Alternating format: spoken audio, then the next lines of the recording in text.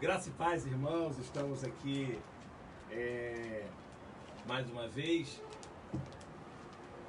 nessa live, junto com os irmãos, junto com a igreja, e agradecendo a Deus por mais um dia, não é? Um dia de vitória, um dia de alegria, estamos alegres pela presença de Deus, mais uma vez um dia lindo, um dia especial que o Senhor nos dá, nos entrega. Só temos a agradecer, não é? Eu quero louvar a Deus, agradecer a Deus com você, para começarmos esses poucos minutos que temos, orando ao Senhor.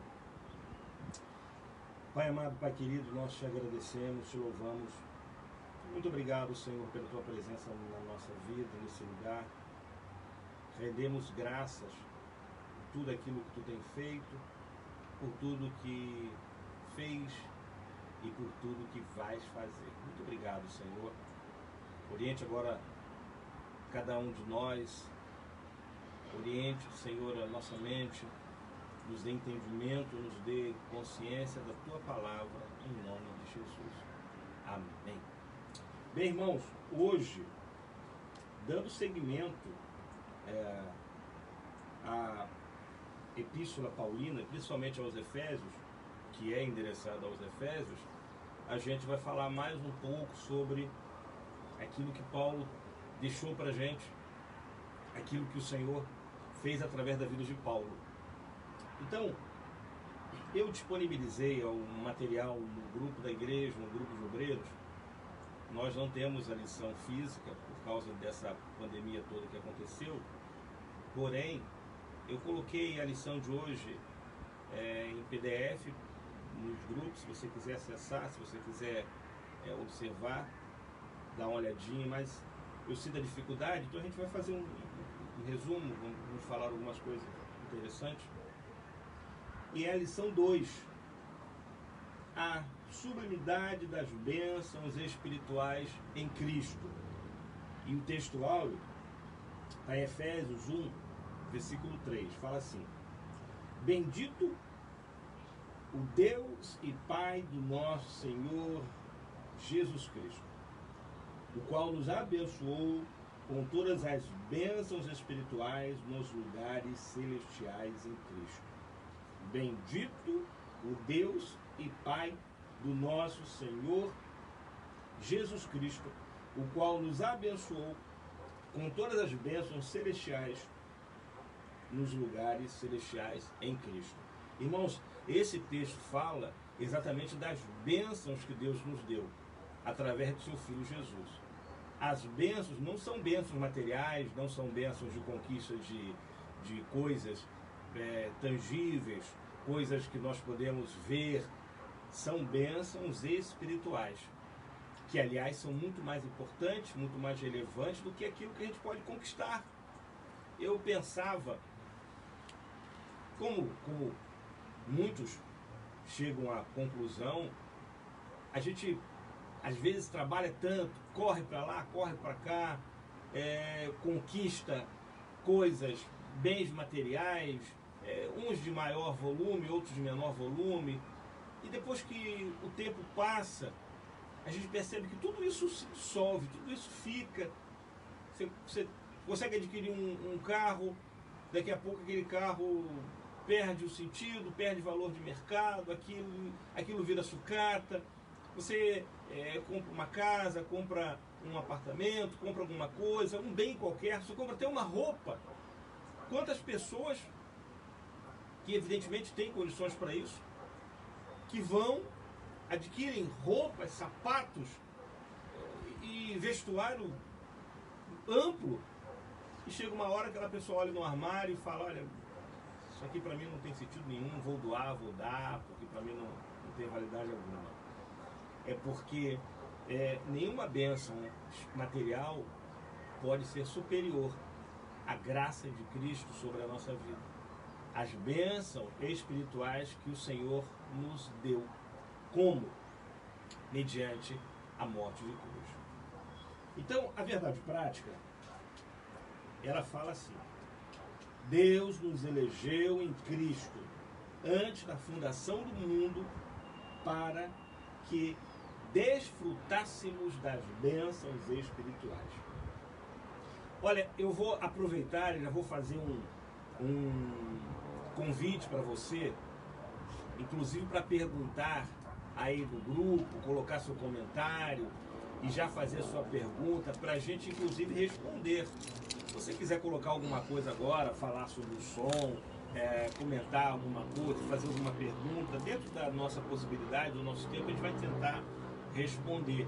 Mas o ideal é que você se organize, porque domingo que vem, o texto hoje já é uma preparação, domingo que vem nós falaremos sobre eleição e predestinação. Exatamente isso, esse tema tão amplo, tão controverso, que é eleição e predestinação. E a frase de início é aquela que a gente já conhece, que muitas pessoas falam, perguntam: uma vez salvo, sempre salvo. É o que a gente vai falar na semana que vem. Ou seja, alguém que um dia aceitou a Cristo e porventura saiu do caminho, essa pessoa já está salva, independente do que quer que ela faça no decorrer dessa trajetória sem a presença do Espírito Santo na sua vida. Então, vamos falar sobre isso, sobre eleição, sobre predestinação na próxima aula, no próximo domingo. Agora a gente vai focar aqui, que é essa aula, ela está exatamente preparando para a gente poder ter um entendimento sobre a graça. Ninguém mais, em toda a Bíblia, fala tanto de graça quanto Paulo. Talvez porque Paulo, como ninguém, precisou entender o que é graça. E, olha, ninguém mais do que eu e você para entender mais do que graça nos dias atuais. Por quê? Porque pela graça que nós estamos aqui. Pela graça nós podemos nos considerar filhos de Deus. Então, é a graça. Então, Paulo fala sobre a graça. E essa graça que as pessoas confundem. A graça não é um salvo-conduto para a gente pecar. A graça não é um salvo-conduto para a gente fazer o que quer que seja para poder ficar se achando merecedor de uma bênção imutável, de uma bênção que nunca será perdida. Mas a graça é algo que vem como favor imerecido de Deus, como nós falamos na aula passada. E a verdade prática é essa. Qual é a palavra-chave aqui? Deus nos elegeu antes da fundação do mundo para que desfrutássemos das bênçãos espirituais. Qual é a palavra-chave aqui? Elegeu. Eleição. Nós fomos eleitos para receber esta graça, graça de Cristo, graça que vem das mãos dele, graça que vem pela cruz, graça que vem por intermédio do seu Filho Jesus, graça que vem para toda a humanidade, para todo aquele que o aceitar. A graça é para todos. Nota, irmão, a graça não é só para nós cristãos, a graça é para todo mundo, é para toda a humanidade, é para todo aquele que nele crê. A expressão maior da graça de Cristo está no texto de João, capítulo 3, versículo 16.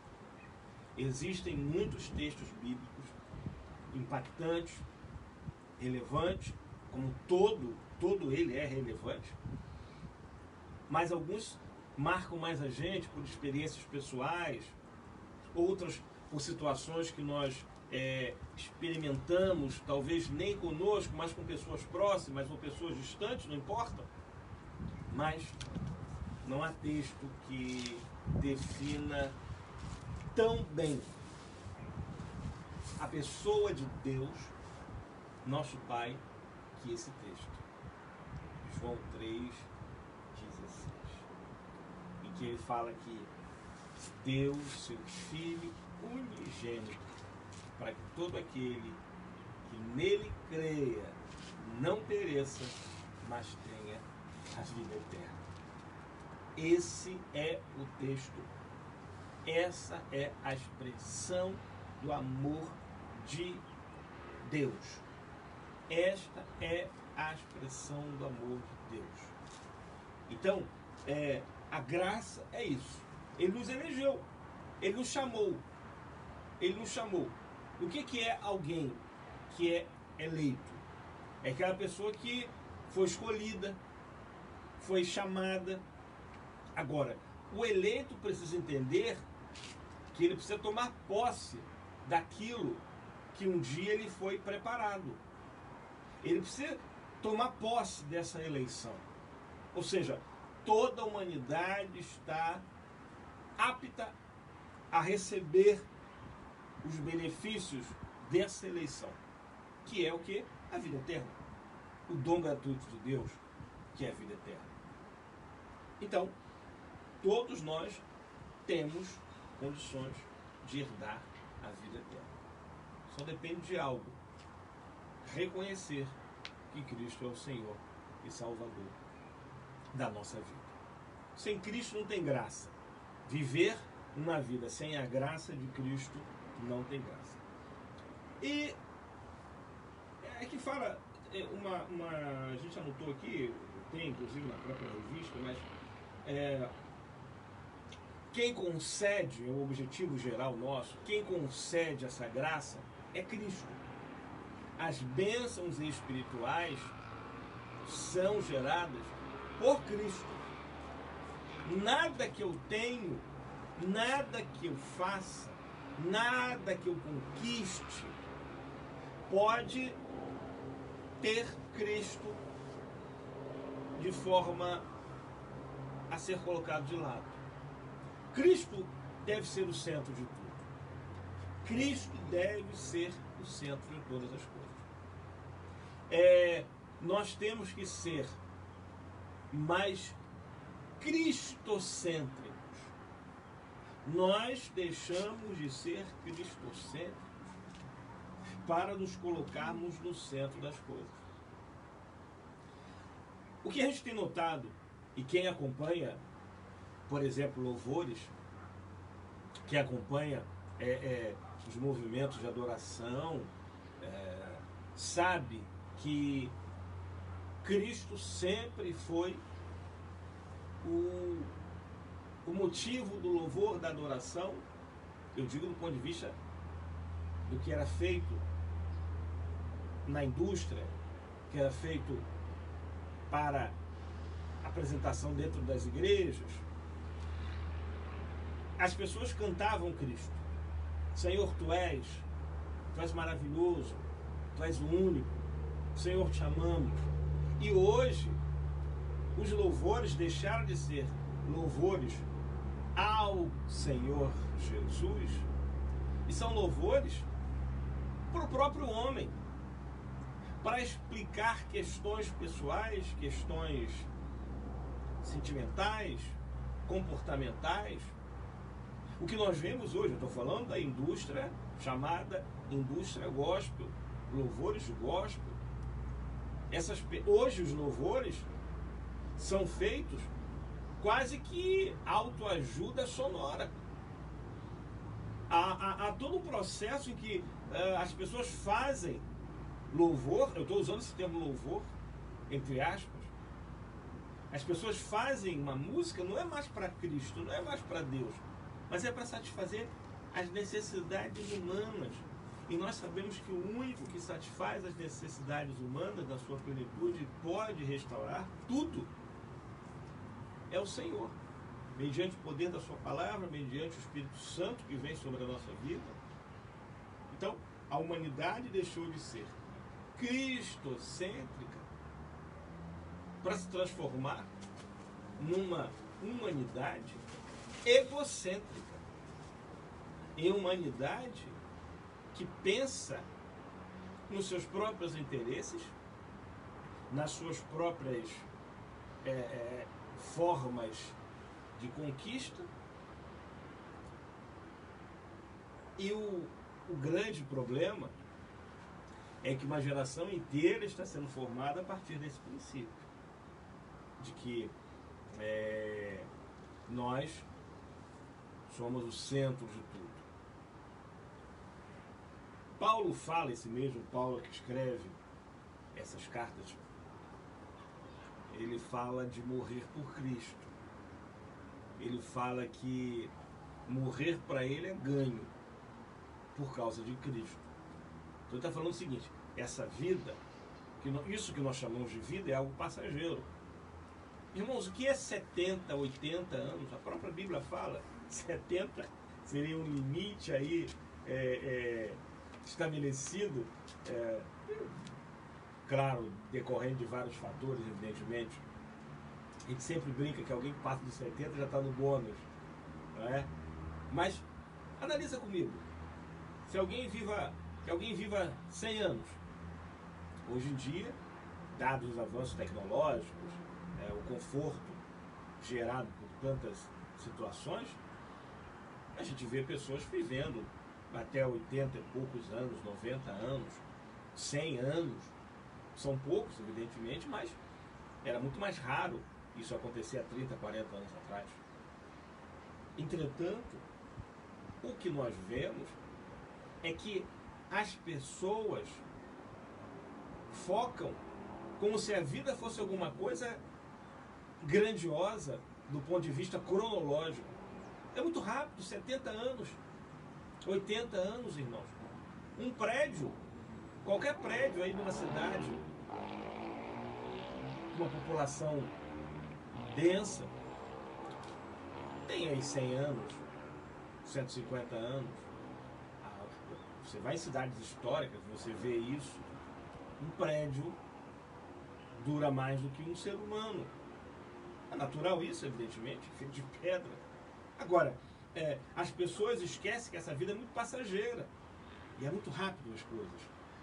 O que são 70 anos comparados com a eternidade em Cristo? Nós não podemos trocar a nossa eternidade por momentos passageiros, momentâneos. Paulo fala de viver para Cristo. E esse viver para Cristo era morrer para o mundo. E ele fala que morrer para mim é ganho, porque ele entendia que a vida eterna era muito mais importante que a vida que ele possuía. Que amar a Cristo era muito mais importante que a vida que ele levava. E ele estava disposto a morrer pelo Evangelho, morrer por Cristo. As pessoas na igreja primitiva estavam dispostas a morrer por Cristo, morrer pelo Evangelho. Hoje em dia, o que nós vemos são pessoas querendo viver do Evangelho. Viver do Evangelho não é viver para o Evangelho. Viver do Evangelho não é viver para Cristo. Eu tenho que viver Cristo. Eu tenho que viver o Evangelho. Porque se eu vivo o Evangelho, eu vivo para Cristo e morro para o mundo do ponto de vista daquilo que ele interfere, daquilo que ele pode penetrar na minha vida. Esse mesmo Paulo é o mesmo que experimenta a graça. Então, mais objetivos, precisamos entender que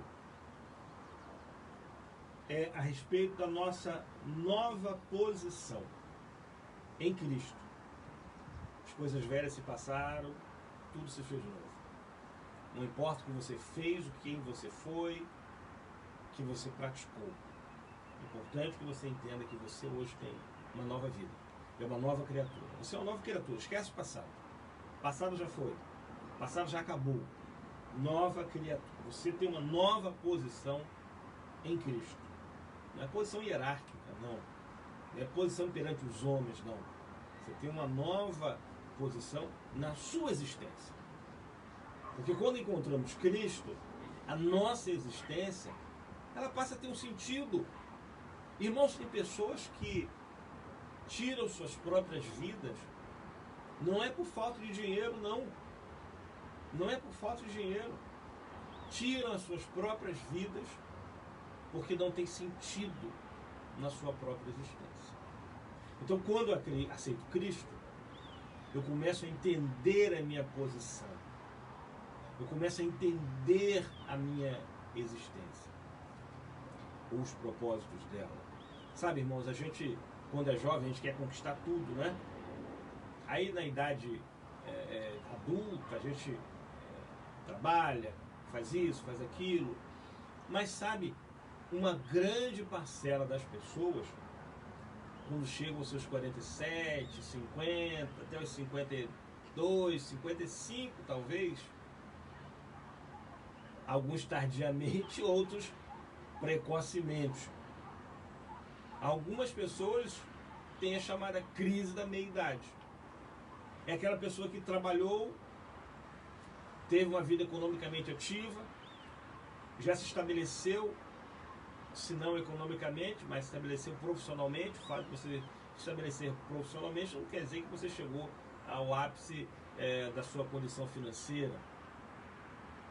E essas pessoas, quando elas olham para frente, elas percebem que, apesar do nome crise de meia-idade, não quer dizer necessariamente que seja metade da idade de vida daquela pessoa, mas ela simplesmente olha para frente e vê que o tempo que ela tem de existência é muito menor do que a estrada que ficou lá para trás. E ela começa a se questionar: o que eu fiz da minha vida? O que adiantou construir tanto, comprar tanto, fazer tanto isso, fazer tanto aquilo, trabalhar tanto, me dedicar tanto? Tem gente que se dedica à família e depois de uma certa idade percebe que não era isso que ela gostaria de estar recebendo. Gente que investiu na família como se aquilo fosse um banco que um dia lhe desse retorno. Gente que investiu no trabalho como se aquilo fosse saciar o seu desejo, o seu vazio, que só Deus poderia preencher. Então, quando nós aceitamos a Cristo, nós sim entendemos a nossa posição no mundo. Não quer dizer que ninguém vai ter conflito, ninguém vai ter nenhum tipo de problema, não é isso? Eu quero dizer que essas coisas não são suficientes para ditar os rumos da nossa existência. De forma alguma. Por quê? Porque eu sei a minha posição nesta vida por causa de Cristo. E uma das coisas que nós não podemos esquecer é que a nossa vida precisa ter propósito. Você não pode viver sem um propósito. Qual é o seu propósito de vida? É Cristo. Glória a Deus. Se o seu propósito de vida é Cristo, se foi isso que você respondeu, está na hora de começar a exercer todas as prerrogativas desse propósito que Deus te deu. Tudo isso começar a ser colocado em prática. Então, vida em Cristo é uma vida com propósito. Vida com propósito.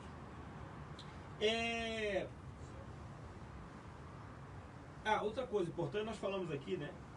Evidenciar a realidade de uma vida cristocêntrica nesse mundo. Olha, eu preciso entender que Cristo tem que ser o meu motivo de vida. É por isso que nós nos chamamos cristãos. Cristãos, aqueles que seguem a Cristo, aqueles que acreditam em Cristo, aqueles que buscam a Cristo, aqueles que têm Cristo em seu nome, aqueles que vivem Cristo. Irmão, não adianta, onde quer que você vá, o que quer que você faça, as pessoas olharão para você e chamarão você de cristão. Então é importante que eu, como cristão, venha a testemunhar Cristo, não de boca, não de palavra, simplesmente, mas pela minha própria vida. A maior pregação que alguém pode fazer não é aquela realizada no púlpito de uma congregação. A maior pregação é aquela silenciosa, em que quem fala é a nossa própria vida. Então, como é que tem sido as suas pregações diárias? Como tem sido as suas pregações durante esses dias tão atípicos que vivemos? Continue pregando, mas pregue Cristo. A outra coisa fundamental aqui que a gente precisa entender Deus, ele criou, ele desejou, ele estabeleceu um projeto de redenção e salvação. O seu Filho, Cristo Jesus, executou esse projeto. Como? Na cruz do Calvário. Ele veio, ele fez conhecer, ele nos deu exemplos, ele nos mostrou a vida. Morre na cruz do Calvário, nos dá direito à salvação, à vida eterna. Agora, quem executa hoje essa obra da salvação dentro dos nossos corações, nos convencendo do pecado, da justiça, do juízo, é o Espírito Santo, que é uma pessoa. O Espírito Santo é uma pessoa, assim como o Pai, assim como o Filho. O Espírito Santo é Deus. Algumas pessoas têm dificuldade para entender o Espírito Santo. Por quê? O Espírito Santo é o quê, pastor? É uma força ativa? É um fluido? Não, o Espírito Santo é uma pessoa. A diferença é que ele trabalha de maneira distinta nos dias de hoje. E a sua forma de atuar tem uma outra dinâmica em relação à atuação do Pai, em relação à atuação do Filho, nesse processo da salvação. O Espírito Santo atua diretamente na igreja. O Espírito Santo é aquele que cuida da igreja. É aquele que fala aos nossos corações. Esse é o Espírito Santo. Então, é importante entender que hoje, quem sedimenta, quem consolida esse processo da salvação é Cristo Jesus. Não resta dúvida alguma, perdão, é o Espírito Santo de Deus. Então, o Pai cria um projeto, o Pai sonha, o Pai planeja, o Pai deseja, o Filho executa, e o Espírito Santo cuida desse processo atualmente na igreja e nos cristãos. Vamos ler a introdução aqui, a gente falou bastante. Olha aqui. Nesta lição vamos abordar a grandeza, a excelência e a perfeição do projeto divino para conceder bênçãos espirituais aos seus escolhidos. Olha que coisa linda. Os escolhidos de Deus são os mesmos que receberão as bênçãos espirituais. Bênçãos essa graças a Cristo Jesus. Outra coisa interessante, olha aqui. Desde a eternidade aprove a Deus executar um plano de restauração e reconciliação com a humanidade caída. O homem cai, o homem peca, o homem falha. A humanidade entra num processo de decadência por causa de Adão, por causa de Eva. E a Bíblia fala que nesse momento Deus gera no seu coração um projeto de salvação e de redenção. Lembra, quando eu falo nesse momento, eu estou falando de uma ordem cronológica, exatamente a partir do princípio que Adão e Eva pecou, aí Deus fala, eu tenho que ter um plano B. Deus não tinha plano B. Deus já sabia que isso ia acontecer. Deus não é pego de surpresa. Algumas pessoas entendem de uma maneira errônea. Deus criou o projeto de redenção porque Adão e Eva caiu. Deus teve que criar. Não, Deus não teve que criar nada. Deus criou pela sua sabedoria, pela sua presciência. Deus já sabia que isso ia acontecer. Deus já tinha conhecimento de todas as coisas. Deus não foi pego de surpresa. Deus não é pego de surpresa. Jamais. Jamais. Isso também é uma discussão que a gente vai tentar, se o tempo permitir, falar na próxima aula. Algumas pessoas falam, se Deus sabia que o diabo faria o que ele fez e faz o que ele faz, por que Deus não destruiu logo Satanás? Desde a época lá dos céus. Outra coisa que perguntam, se Deus sabia que Adão e Eva pecariam, por que ele permitiu que Adão e Eva vivessem no Éden, constituíssem ali uma família? Por que ele fez o casamento dos dois? A gente usa o termo casamento, né? Mas A gente brinca que foi a primeira celebração, e foi realmente a primeira celebração de união. Essas são perguntas que as pessoas fazem, a gente vai tentar responder na próxima lição. Se Deus sabia que Satanás se tornaria quem ele se tornou, por que então não destruiu de uma vez? São perguntas que nós vamos tentar responder na próxima lição. Deixa eu dar só uma sequência nesse parágrafo aqui.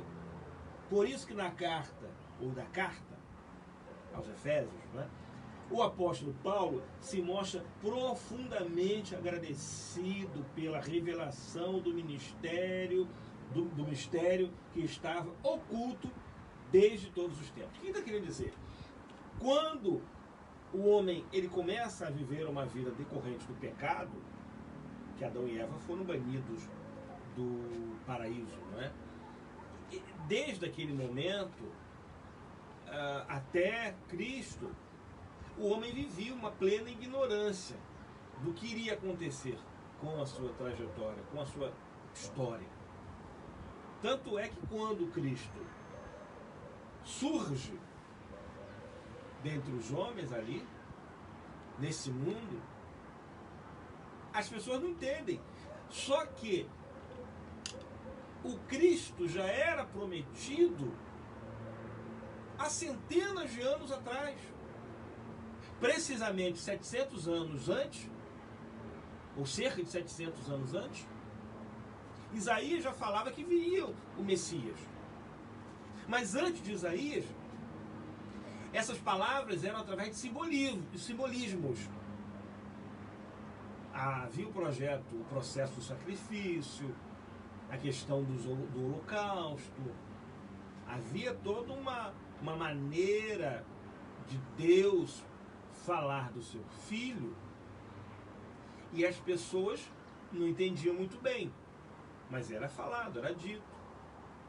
A gente está falando muito desse processo aí de pandemia, fala-se muito agora das pragas do Egito, e principalmente na última, que fala da morte de primogênitos egípcios, em que tinha que pegar o sangue do animal inocente, do cordeiro, e aspergir na porta. E a família que tivesse aquele sangue aspergido, o sangue do cordeiro, nada aconteceria com ela. O que é isso senão um simbolismo da atuação de Cristo na vida da igreja, na vida do homem? Ou seja, se a minha vida, se ela tem o sangue do cordeiro na minha vida, no meu lar, Satanás, o destruidor, não pode entrar, não pode dominar. Então, Cristo já era prometido, mencionado, falado, mas as pessoas não entendiam muito bem. Eles só entenderam, na realidade, quando Cristo veio em pessoa para exercer a sua obra, para exercer o seu chamado, para exercer a sua vontade, né? Aconteceu isso. Ele nos convida a louvar e a glorificar a Deus pela sua bondade e misericórdia para com todos os pecadores. Vamos louvar a Deus, vamos agradecer a Deus, vamos honrar a Deus, vamos ser gratos ao Senhor. Quando nós louvamos a Deus, nós estamos reconhecendo, nós estamos agradecendo a Ele por tudo que Ele está fazendo na nossa vida. Nós louvamos a Deus por tudo que Ele é. Nós louvamos a Deus por tudo que Ele é. Nós agradecemos a Deus. Né? Então, vamos aprender isso. Vamos louvar e glorificar a Deus pela sua bondade. Né? Existe até importante essa colocação. Né? Nós louvamos a Deus pelos seus feitos e adoramos a Ele pelo que Ele é. Então, eu louvo a Deus pelos feitos dele. Eu louvo a Deus por essa maravilha que Ele criou. E eu adoro pelo que Ele é. Não é verdade? Precisamos entender isso. Eu louvo pelo que Ele faz. Eu louvo pelo que Ele fez. e eu adoro pelo que ele é. Ponto central aqui, Deus nos concedeu bênçãos espirituais em Cristo. A nova posição em Cristo. No passado estávamos perdidos e condenados à morte eterna. Mas por sua infinita graça, Deus nos outorgou em Cristo o privilégio da salvação. Estávamos perdidos, estávamos sem direção, a humanidade estava... Imagina, você está vendo aqui esse morro, aqui, esse vale aqui, imagina você descer despencando, sem rumo, sem saber aonde vai parar. Certamente uma pessoa que desliza de um despenhadeiro de uma altura considerável, ela vai parar junto com a perda da sua vida. Então, a humanidade estava assim, estava indo direto para a perdição, direto para a destruição.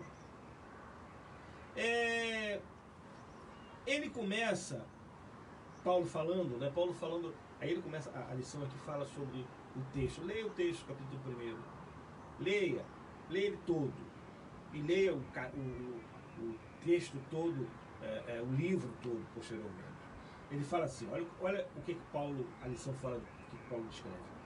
Ele começa pela frase, bendito Deus e Pai do nosso Senhor Jesus Cristo. Onde bendito significa digno de louvor. Então, nós louvamos a Deus por tudo que Ele fez. A lição, esse texto está falando exatamente dos feitos de Deus para conosco. Feitos de Cristo para conosco. Feitos do Espírito Santo para conosco. Mais à frente, ele continua no próprio texto. Estou pulando algumas coisas aqui para a gente poder ganhar tempo por causa do nosso horário. Ele fala assim, para louvor e glória da sua graça. Ou para louvor da sua glória. Louvor e glória da sua graça, versículo 6. Para louvor da sua glória, versículo 14, 12, 14. Aquele ao qual devemos adorar, está identificado na expressão Deus e Pai de Jesus Cristo.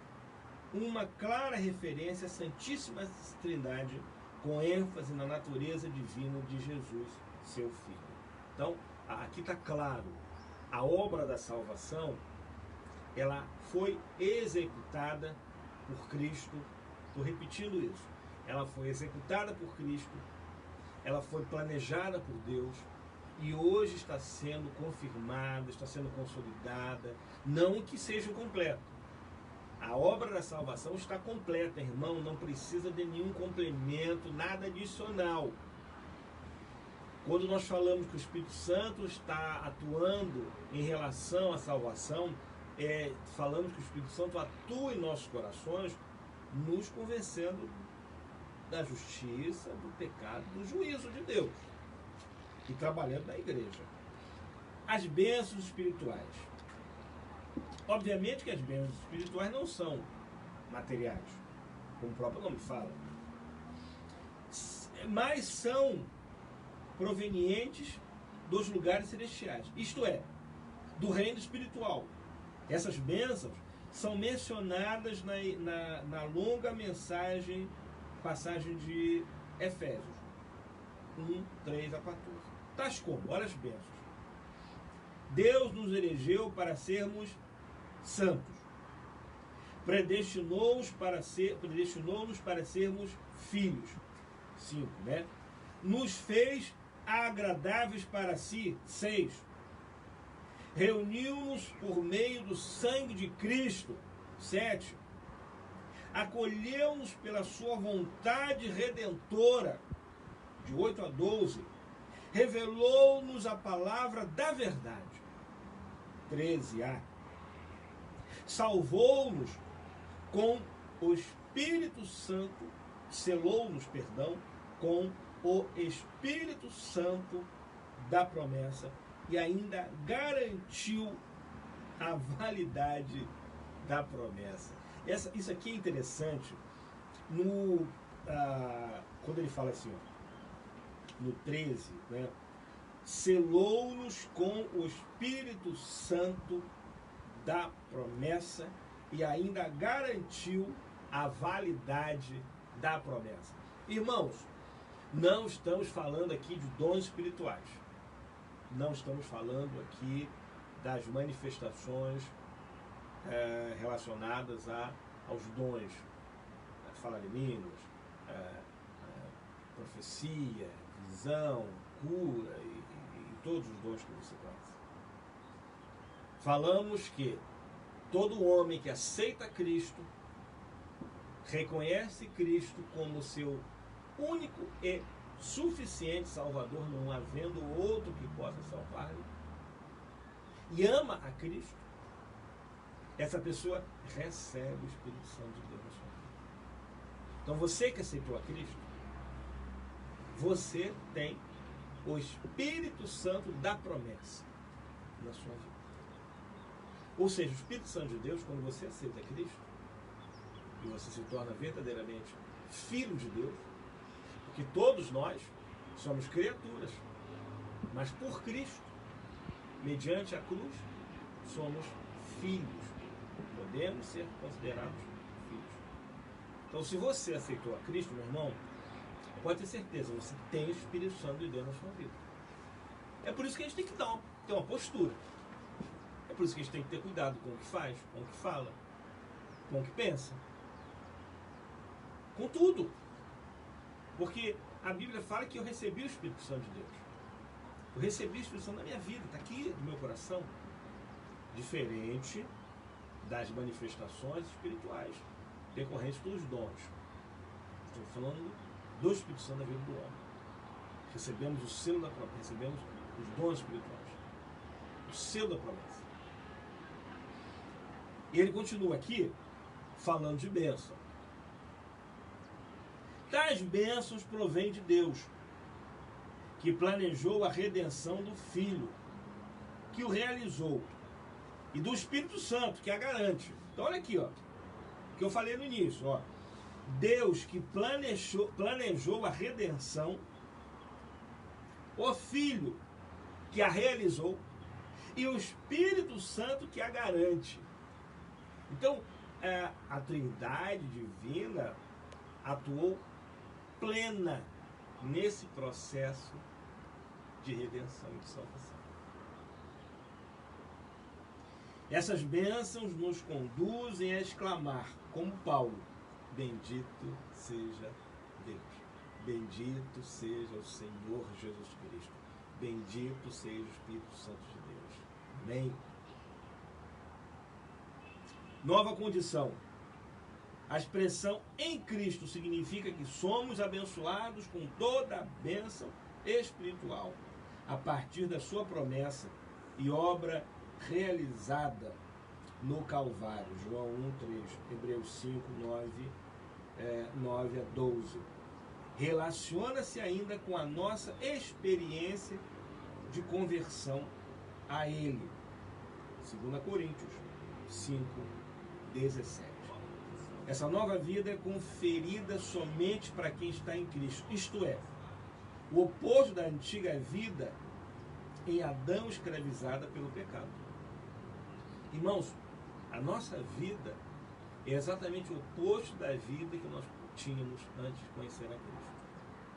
Não nos desesperamos mais, não nos exasperamos, não perdemos o controle, ainda que há situações que a gente fique muitas vezes baleados, né? Baqueados, assustados. Mas uma coisa é você momentaneamente ser impactado e outra coisa é você viver no medo. É igual a pessoa que fica num processo neurótico, dizendo que eu serei contaminado por essa enfermidade. Ah, minha família vai passar necessidade porque não estou com trabalho. Irmãos, Deus tem cuidado de nós. A Bíblia fala algo, eu quero dizer isso para a sua vida, você que talvez esteja ansioso, com medo, eu perdi meu emprego, eu estou afastado, eu estou sem produzir nada, está tudo parado. Eu quero dizer uma palavra para você, na Bíblia, está na Bíblia.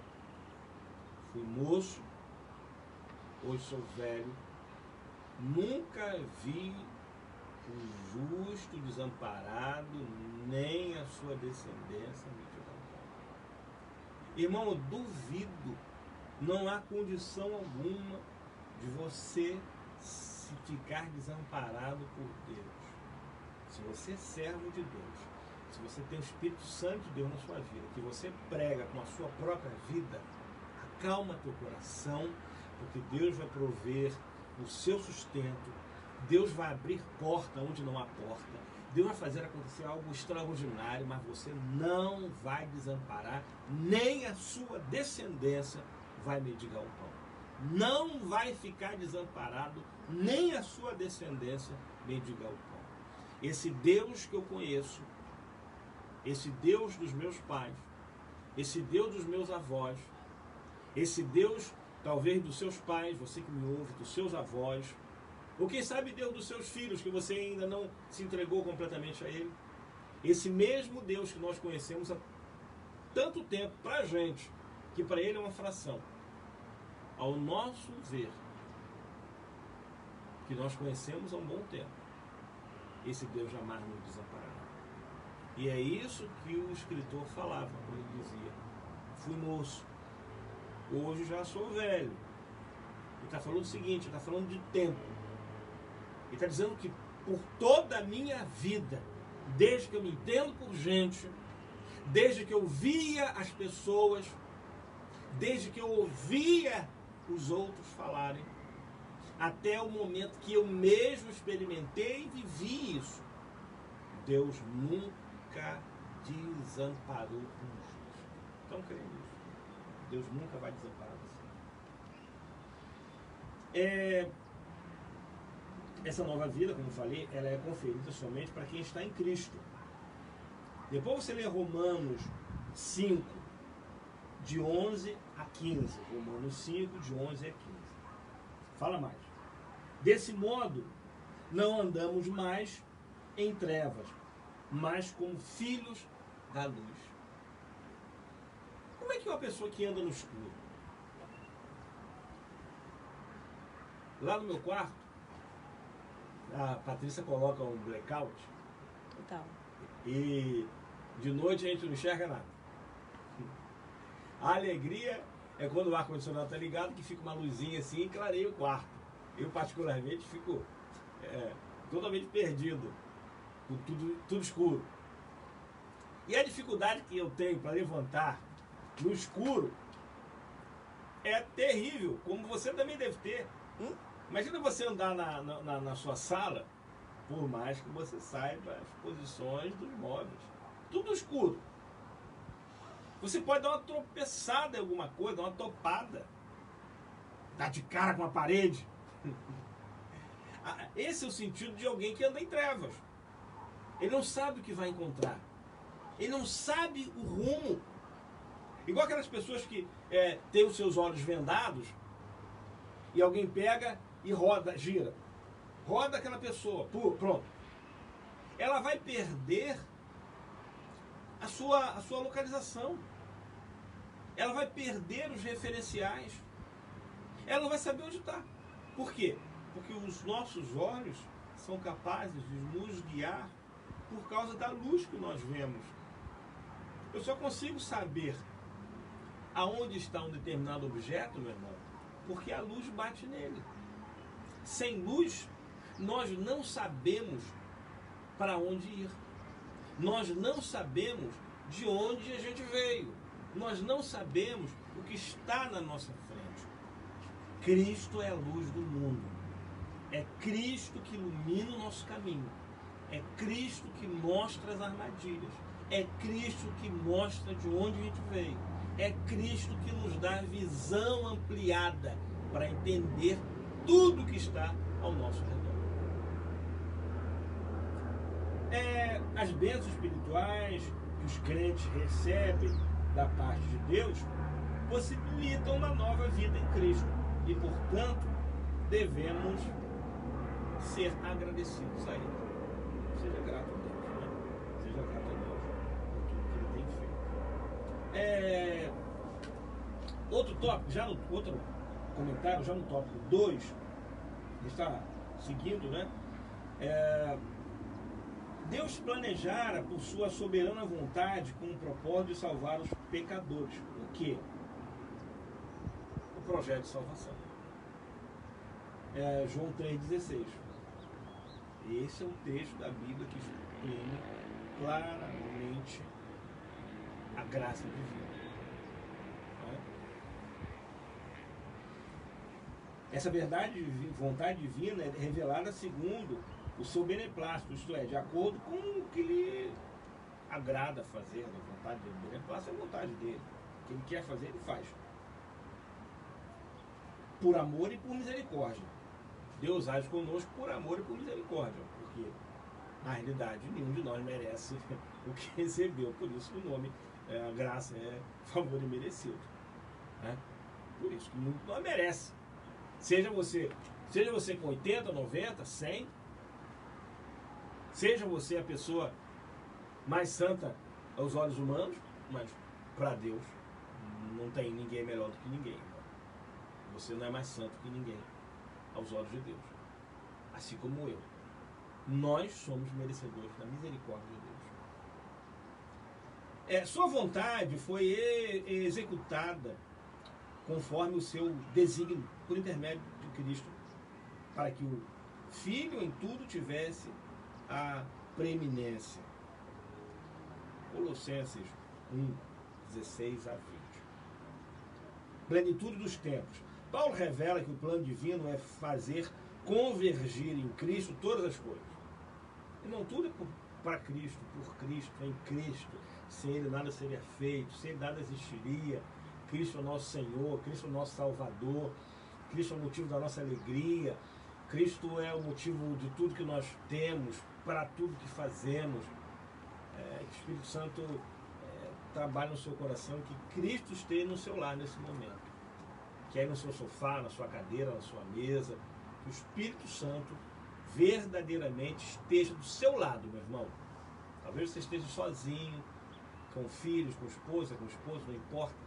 Mas eu queria, em nome de Jesus, que Ele visitasse você, não visitasse como alguém que não tem paradeiro, mas que Ele, nesse momento, fizesse morada no seu lar, como eu creio que tem feito. E não adianta Cristo fazer morada se a gente não consegue sentir a presença dEle. Eu tenho que acreditar que Ele faz morada na minha casa. Quando eu acredito que Ele faz morada na minha casa, eu sinto a presença dEle. Então, que você sinta a presença dEle nesse momento. Amém, Jesus. Isso inclui tudo que foi criado por Jesus Cristo, para que Cristo e o que subsiste em Cristo. Aí fala aqui alguns textos, João 1, de 1 a 3, Hebreus 1, de 2 a 3.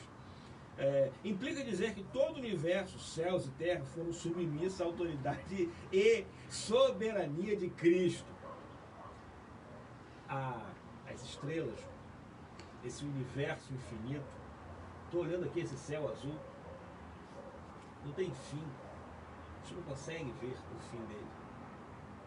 Quando você olha à noite as estrelas, tenta contar, não tem como contar as estrelas à noite. É bem verdade que aqui nos grandes centros não dá mais para ver as estrelas por causa da luminosidade. Mas se você vai para regiões mais afastadas, você vê o céu estrelado. Você tenta contar. Eu, quando era menor, eu ficava olhando aquelas estrelas todas do céu, umas maiores que as outras. Tem as Três Marias. Você consegue, inclusive, ver nominalmente algumas. Você consegue ver, se estudar um pouquinho, você consegue identificar os nomes das estrelas. Você consegue identificar algumas. Mas você não consegue contar. É a infinidade de estrelas que existem. Que estrelas são sóis. Ou seja, esse sol que está brilhando aqui para a gente, que Deus nos deu, esse sol abençoado. Irmãos, existem milhões, bilhões de sóis como esse. Então dá para ter ideia da imensidão disso que foi criado? Dá para ter ideia do poder desse Deus que criou tudo isso? Nosso Deus é incomparável. Olha, meu irmão, e a gente está preocupado com a conta que tem que pagar amanhã. Eu estou preocupado com questões mundiais, quando o meu Deus, que me chama de filho, que fez os céus e a terra, e os bilhões e bilhões de elementos, de astros que existem nele. Então vamos acreditar que o amanhã será melhor do que o hoje, porque o nosso Deus está no controle.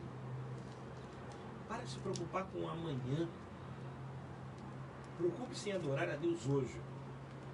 Hoje. Louve a Deus pelo que Ele faz. Guarda isso. Louve a Deus pelo que Ele faz, pelo que Ele fez, pelo que Ele vai fazer. E adore a Deus pelo que Ele é. Eu adoro a Deus com emprego ou sem emprego. Eu adoro a Deus com comida ou sem comida. Eu adoro a Deus com sapato ou descalço, com a roupa ou com a roupa rasgada. Mas eu preciso adorar a Deus. Lembra o que Paulo falou? Nada pode nos separar do amor de Deus. Nem a morte, nem a doença, nem a nudez, nada pode nos separar do amor de Deus. Só nós mesmos que criamos essa separação. Vamos correr para a gente terminar? Essa declaração não tem conotação de universalista, tá? A ideia de que no fim todos serão salvos, mas que finalmente tudo será como Deus planejou. Cristo é a cabeça da igreja e também a cabeça do universo. Olha aqui, de novo caindo na questão da predestinação, que a gente vai falar domingo que vem. Quem foi eleito? Quem vai receber a salvação? Cristo é a cabeça da igreja, também é a cabeça do universo. 21 a 29, mesmo capítulo em Efésios, primeiro capítulo de Efésios, 21 a 29. A dispensação, a administração desse plano será na plenitude dos tempos. Aqui a palavra grega para tempos não é cronos, que traz uma ideia de cronologia, mas kairos, que se refere ao tempo divino, previamente determinado para que todas as coisas estejam sob o domínio de Cristo. Irmãos, tem a diferença no cronos e no kairos. Cronos nos traz a ideia de cronologia. O que é cronologia? É o tempo, são os acontecimentos humanos, o tempo cronológico, as coisas que acontecem que você consegue mensurar pela questão do tempo. 24 horas, um mês, um dia, um momento, um instante. Agora tem o tempo de Deus, que é o kairos. E o tempo kairos, o tempo de Deus, não está vinculado necessariamente ao tempo cronológico. Então, o tempo cronológico, ou seja, o tempo humano, necessariamente não é o tempo de Deus. E está passando, né? O apóstolo enfatiza que as bênçãos são destinadas aos crentes, judeus e gentios. A igreja, olha só, nós éramos gentios. Por quê? Porque a bênção era para os judeus. Aqueles que não eram judeus eram chamados gentios. Só que essas bênçãos eram para os judeus, eles não aceitaram e acabou vindo para a gente também. Então, eu recebi essa bênção, você recebeu a bênção também. Paulo muda do pronome nós, ele e os judeus, para também vós, os gentios, nós. Identificando que em Cristo os crentes são ambos os crentes são ambos os povos, são herdeiros da promessa. Ou seja, os crentes em Cristo, os judeus, foram aqueles atingidos pela palavra. Então, quem não é judeu é gentil. Esse gentil, quando ouve a palavra, transforma-se em cristão. Passando aqui, né, os decretos eternos planejados por Deus e executados por Cristo incluem a salvação dos pecadores e a restauração de todos os cristãos, de todas as coisas. Finalizando aqui, o selo do Espírito Santo. Aquele que ouve a palavra de Deus, o Evangelho da salvação, é o que por meio da fé se rende a Cristo. Recebe o selo do Espírito Santo no momento da conversão. É o que eu falei. Tito 3, 5 a 7. Recebeu o Espírito Santo aquele que aceitou a Cristo. Quando você aceitou a Cristo, recebeu o Espírito Santo. Acabou. Você já faz parte desse projeto de redenção. Seu Espírito testifica com o Espírito Santo de Deus. Nosso Espírito testifica com o Espírito Santo de Deus. Ao conceder o Espírito Santo ao crente, Deus identifica os que pertencem a Cristo, pois o Espírito testifica daqueles que são filhos de Deus. Romanos 8, e aí você lê 8, depois 15, 16. E o maligno não lhes toca. Maligno não lhes toca. 1 João 5, 18. Assim, a terceira pessoa da Santíssima Trindade tem um papel fundamental de regenerar, purificar e santificar o pecador. Ação do Espírito Santo de Deus. Por isso que nós recebemos o Espírito Santo, para que ele possa atuar dessa maneira em nossa vida. Fazendo o quê? Regenerando, purificando e santificando.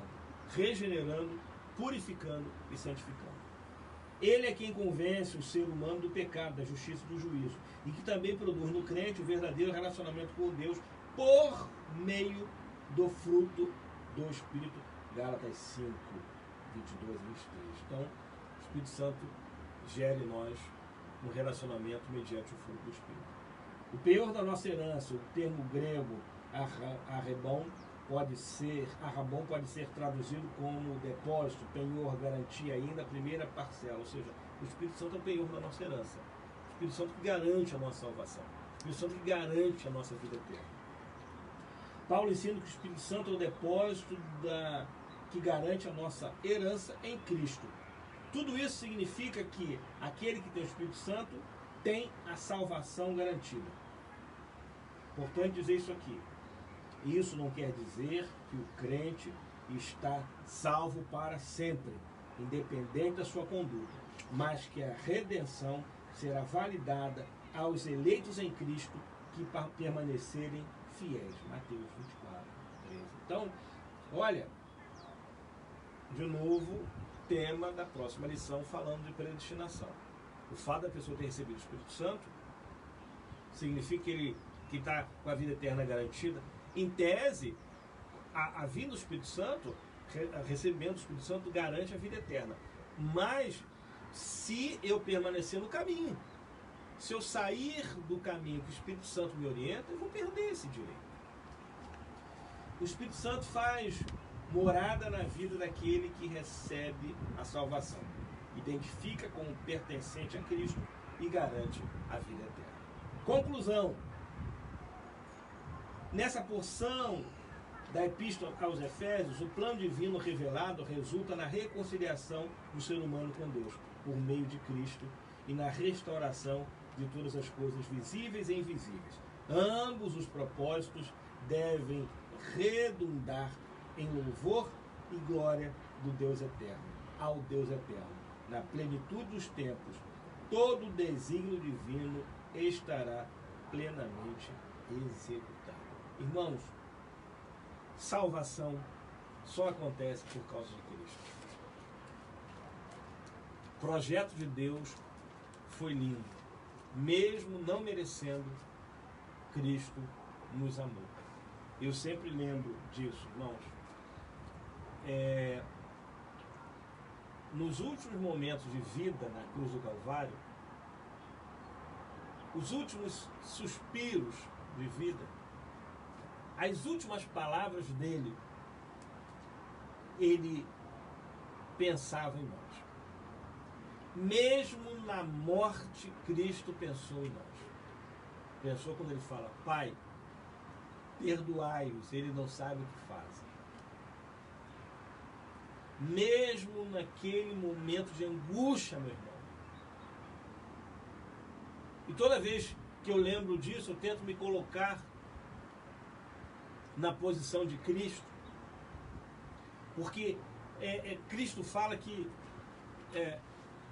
nós estamos no caminho do Evangelho quando nós começamos a sentir o que o nosso próximo sente, a ver o que o nosso próximo vê, a entender o que o nosso próximo passa,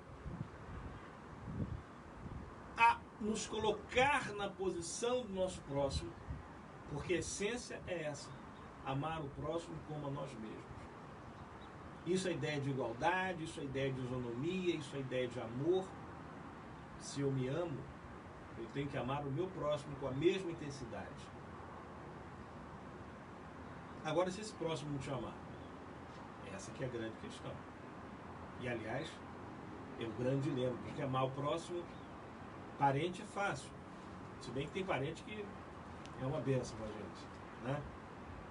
Amar alguém que te ama é fácil. Agora, Cristo, com toda a agonia da morte naquele momento, com dor extrema, mesmo assim, Ele não deixou de me amar. Então eu louvo a Deus pela redenção na cruz, eu louvo a Cristo pela salvação, eu louvo a Deus por ter criado tudo isso, e eu louvo ao Espírito Santo por ter se compadecido de mim e ter me dado direito à vida eterna. Louvado seja Deus, louvado seja o nosso Deus, Pai do nosso Senhor e Salvador Jesus Cristo, como Paulo fala. Deus possa te abençoar em nome de Jesus.